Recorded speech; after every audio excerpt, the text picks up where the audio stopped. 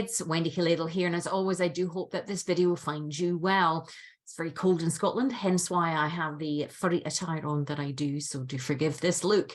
But the reason I'm jumping on today, it's kind of a topic that comes up a lot with some of our clients, and I just felt that it might be something that you would benefit from on this journey. So if you're listening to my podcast or on my YouTube channel, you're a woman who is a self-starter, strong, progressive, and looking to do something different. You're thinking outside the box. So for that, I commend you. I commend you for listening, as I say, to this podcast or being on this channel, because I know how challenging it can be to be doing something different. And perhaps, you know, you're getting sort of feedback or negativity or opinions by people who don't have endometriosis, or perhaps even the medical field who are pushing and putting pressure upon you to go down a certain pathway.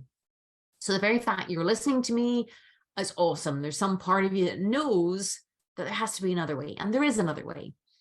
But you'll come across many professionals on this journey, and I'm hoping as you continue along the pathway that, you know, through the podcasts and the books and everything else that I try to put out there to kind of empower you, that above all, you listen to your instincts.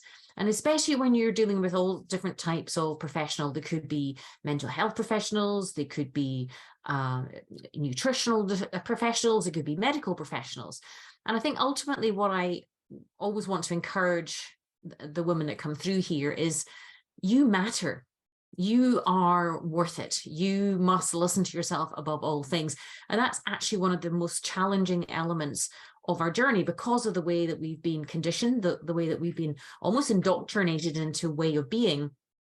However successful we might even appear on the outside, or whatever accolades or achievement we've even had, there is this probably an element of self-doubt internally that we have to learn how to navigate that, how to turn that around, that high degree of sensitivity that we turn into, which we know we have the strength, but how to turn that sensitivity into a superpower is kind of what I call it.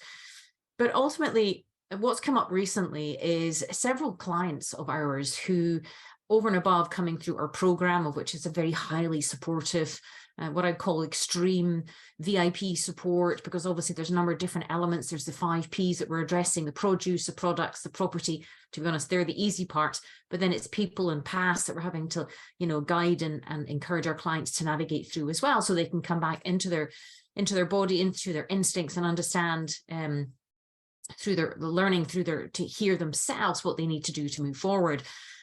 And as part of the ongoing journey, obviously, we encourage our clients to expand on their circle of support, really safe support.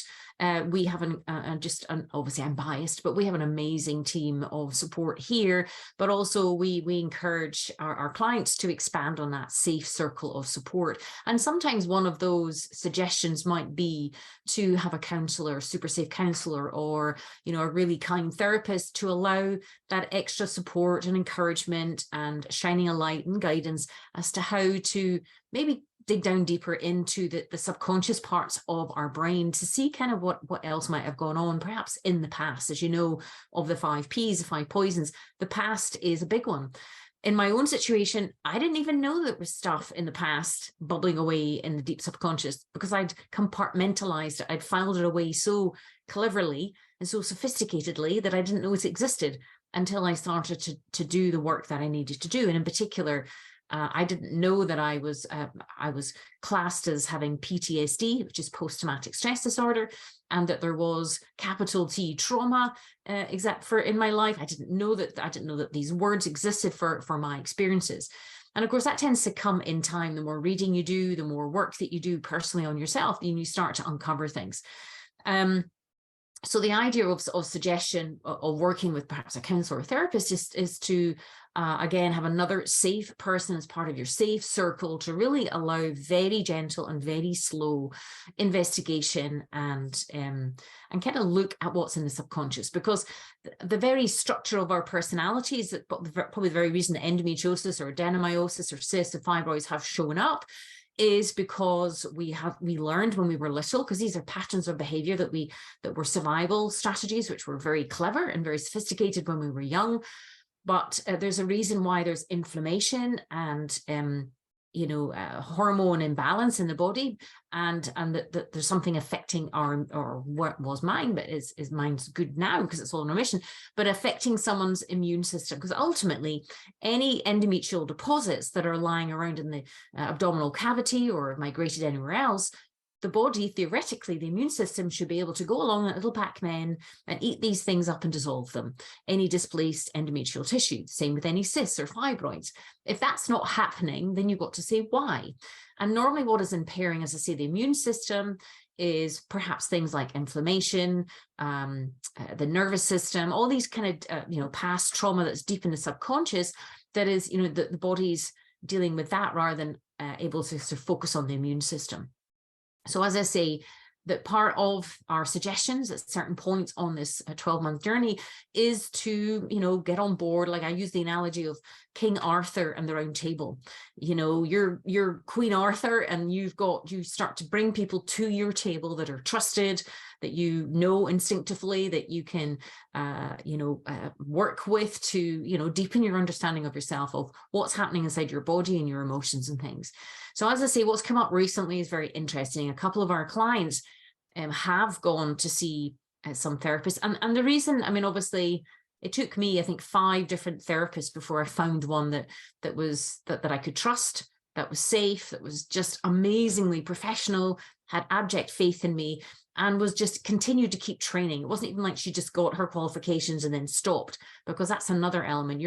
If you are at that point in your journey and you feel that need and that calling to have a professional who can help you emotionally to uncover what might be going on deep in the subconscious below your level of consciousness, then it's very important to take your time to find the right person for you. As I say, it took me 5 different therapists before I found the right one.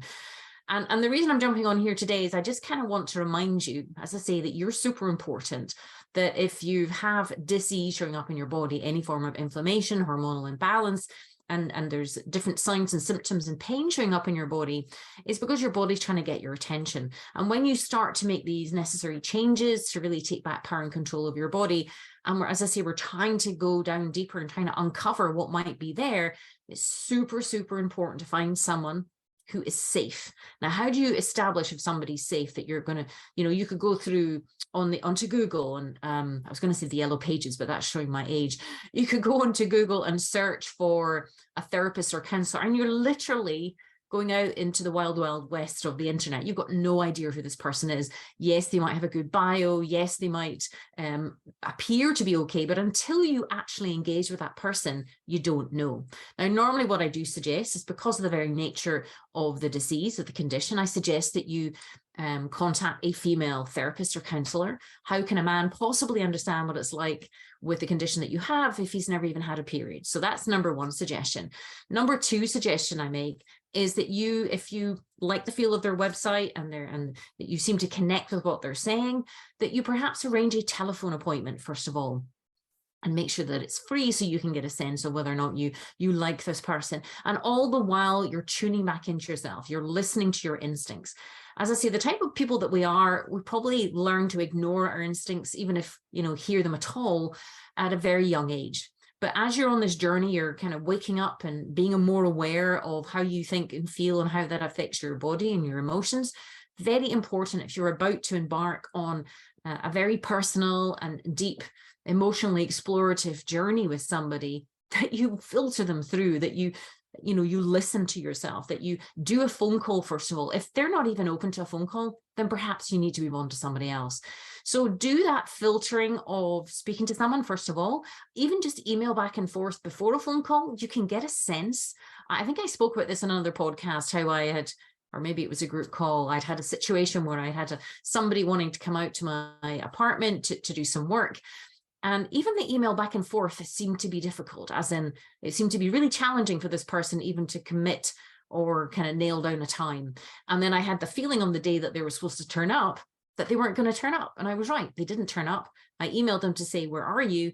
And then I got this barrage of texts and emails and phone calls, and it just felt really weird and overwhelming. So I just blocked the person and decided, no, if this is how they are at the beginning, they're only going to get worse. and the type of work that I was wanting them to do is going to be quite important work. So I just listened to my instincts and said, no, no more, and moved on to somebody else. And I guess that's what I'm trying to say with yourselves. If you're engaging with any type of professional, you must listen to your instincts. That's why they call it the gut instinct, or listening to your gut. Your gut, your intestinal lining, has the same number of brain cells as a cat has in its head. And the reason that we listen to our gut is because it's almost all that little nuance, that kind of, that level of, can't quite put your hat on it, but there's just something not right. And as I say, if you're about to embark on this emotional element of your journey, which is a very important part of putting the condition in remission, you have to feel super, super safe with that person. So as I say, email back and forth. What are your instincts telling you? Is this person kind, considerate? Are they interested in you? Are they compassionate?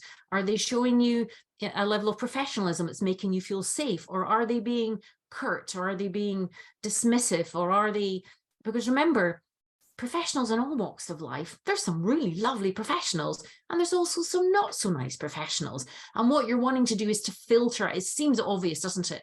But I wanted to come on here today and kind of share, sometimes it isn't that obvious. And the only thing we have in which to gauge whether this person is trustworthy or not, especially when we're meeting a stranger, be it online or whatever, is our own instincts. And sometimes we just have to take our time, go super slowly, engage with this person and step back and go, that didn't seem right. Or there was something there that just couldn't quite put my finger on it.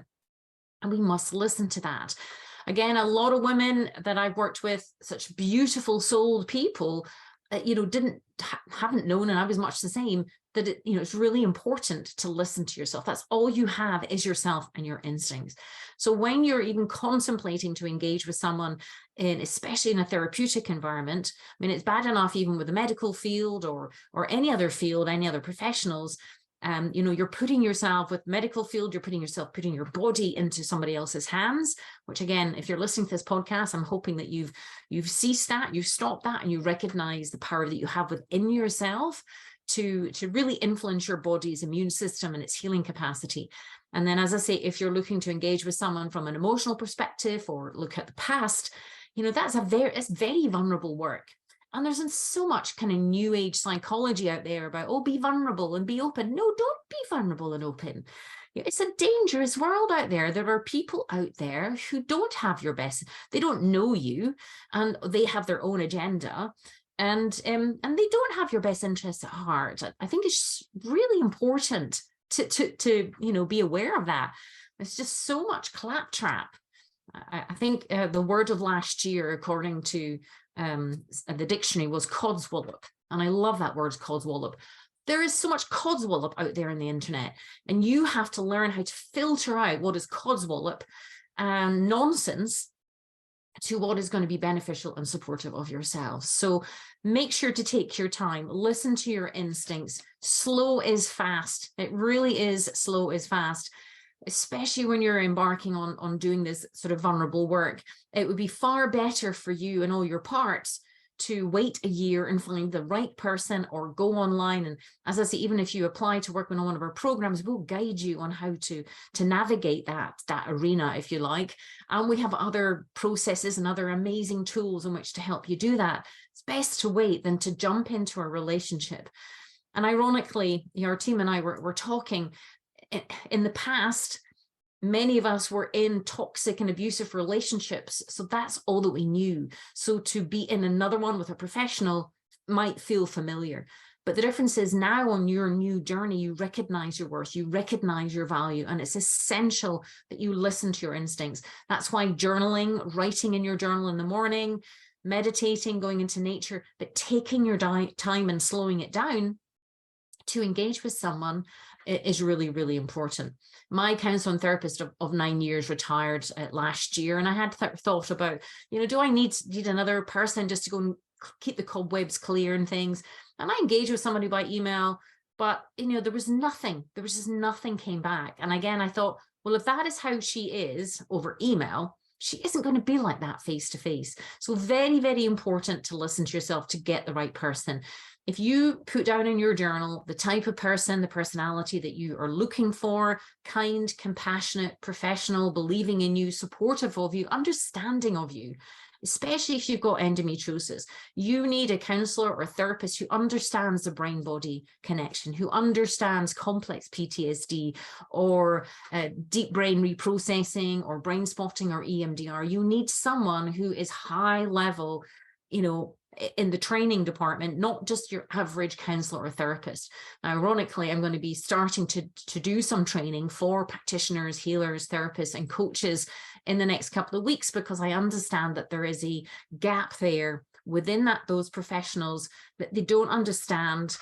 I mean, you'd like to think these things were natural and people had these things naturally, but I'm equally wanting to train the professionals on how to engage with people in a kind, compassionate way that gets results and helps people come back to themselves in a safe way so that they can move forward and put the condition in remission. So the message of today is, please, please, please listen to yourself.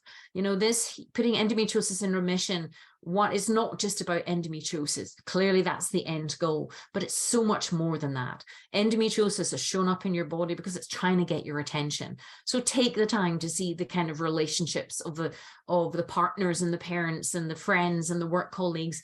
Are they uplifting, or are they draining, and are they pulling? Are they supportive and cheerleading you from the sidelines, or are they just nitpicking and putting you down, or saying things, or just being downright difficult? So in fact, a friend shared this incredible document, I think it was on LinkedIn, about how the CIA in America had created this I think it was like 14-page document in 1945, just after the war, on how to sabotage relationships and how to manipulate and control people. It was all to do with, you know, the sort of military element and you know, the enemy in inverted commas. But a lot of the tactics that were in there, I read it in astonishment, because there's a lot of toxic thrusting people out there that want to force themselves or put themselves upon you in their opinions, and they sometimes are in positions of authority. And I read this article and thought, that's where they've got their agenda from, is from this. So just be mindful that you know you better than anybody else. You have the most amazing instincts. You just have to learn to trust them. And it might be very contrary to how you would have been in the past, especially when it comes to authority figures and professionals. At the end of the day, if you're going to be doing any kind of vulnerable work, it's not a case of just being open and vulnerable with anybody. You have to be respectful to your more vulnerable parts themselves, and provide an environment where you are going in, making sure that all the parameters are there before you start doing any deep work. There are a lot of professionals that have done a lot of harm emotionally to people, and sadly, we've seen that coming through the program, how upsetting and distressing and upsetting has been for women who have gone into these situations. I was the same. I'd had terrible experiences in the past where you just openly trusted people and they weren't trustworthy. So your main aim is to establish, is this person trustworthy? Can I trust this person? And it goes from the very early elements of the communication. So take your time, go slowly, trust your instincts. You will find the right person by making sure you've got the right tick list, you've got the right checklist, the right parameters, you're asking the right questions. Again, if you're asking questions of a professional, for example, have they helped women with endometriosis before? Do they understand that it's a complex condition and invariably there might be deep trauma? And how do they deal with deep trauma? If you haven't read Francine Shapiro's book, Getting Past the Past, I highly recommend it. It's amazing. And she's got a checklist of questions you should be asking a therapist or a counselor if you're about to sort of do any work. So very, very important. There are a lot of unscrupulous people out there. There's also a lot of really lovely, genuine, nice people. Your job is to find them and make sure that you discard and bypass those that are toxic in nature, have their own agenda that they're trying to put upon you, and that you find the nice people who will uplift you, support you, be there for you, and help you from an emotional and a compassionate perspective, to help you kind of dig down deeper to see what's been going on in a super safe environment. So I hope that you found this helpful. You can probably tell I'm a bit passionate about it. It breaks my heart as to how many women have been mistreated, misled, used and abused by people in authority. and only because that they didn't know it was okay, to say no or to go slow, and also just to change their mind as well. So if you're in that position, make sure that you take your time. It doesn't matter what anybody else around you says. And equally, if you're asking somebody else, what do you think? It's because you have a question mark about what it is you're moving forward in any capacity. So keep yourself safe, keep yourself number one, and I hope to speak to you soon. Bye.